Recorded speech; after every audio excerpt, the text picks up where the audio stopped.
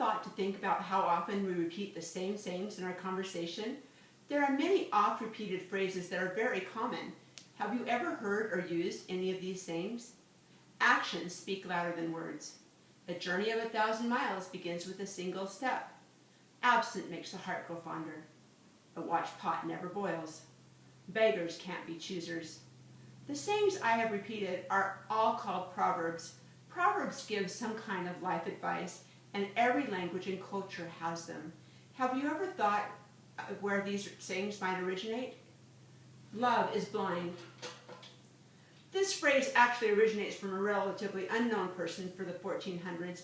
It didn't really become popular until Shakespeare picked it up and actually used it in 3 of his plays, including Two Gentlemen of Verona and Henry V. A guy might say this to mean he's willing to forget about all the negative thing his significant other does because he loves her. Or we may use it in a less complimentary way to refer to loving someone who is actually human and has flaws. Love is blind because we don't care how a person acts or looks. It is coined by J. Mason Brewer in Worse Days and Better Times, 1965, where he gives this advice. I don't make love by the garden gate, for love is blind, but the neighbors ain't. Shakespeare also gives us wild goose chase, break the ice, and of course, too much of a good thing.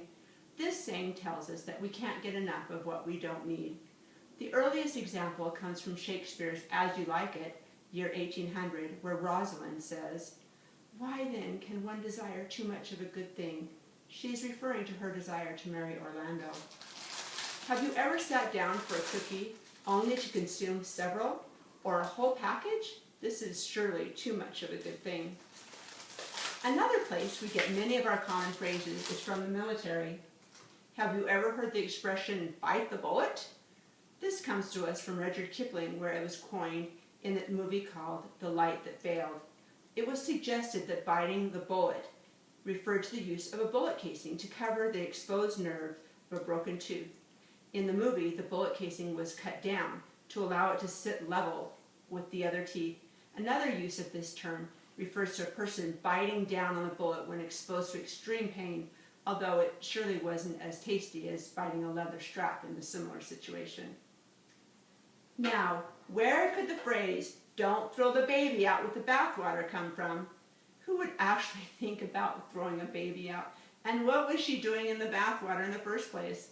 This saying suggests that we shouldn't eliminate something good when trying to eliminate something bad. Some claim the phrase originates from a time when the whole household shared the same bathwater.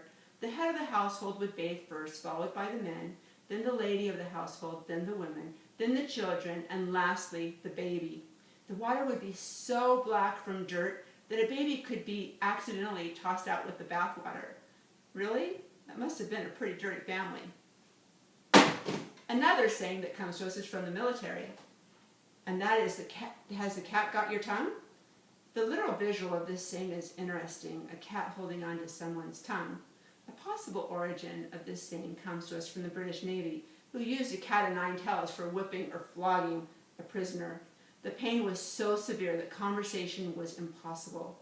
Another possibility is from ancient Egypt, where liars' and blasphemers' tongues were cut out and fed to the cats. In any case, no one is going to be talking anytime soon. I think it'll be a while before I use this gruesome saying again. Turn a blind eye refers to ignoring undesirable information. If we don't want to address a particular unpleasant situation, we turn a blind eye. This saying also comes to us from the military and can be attributed to an Admiral Nelson of the British Navy, who was actually blind in one eye. Admiral Nelson disagreed with his commander on battle tactics and received a signal from his commander to disengage from a battle. At that point, Admiral Nelson put his telescope up to his blind eye. He said, "You know, Foley, I have only one eye and I have the right to be blind. Sometimes I really do not see the signal at all."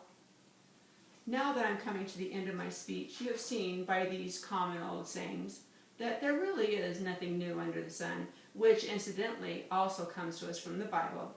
Ecclesiastes says 29 times in various forms, "That which is done is that which shall be done, and there is no new thing under the sun."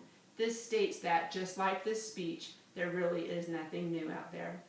That leaves us with "It Ain't Over Till It's Over," attributed to Yogi Berra in the middle of a losing division title game. Yes, they eventually won. He also said things like, "It's like deja vu all over again," and "Always go to other people's funerals, else they won't come to yours," neither of which makes any sense whatsoever. And with that, it's over. Thank you.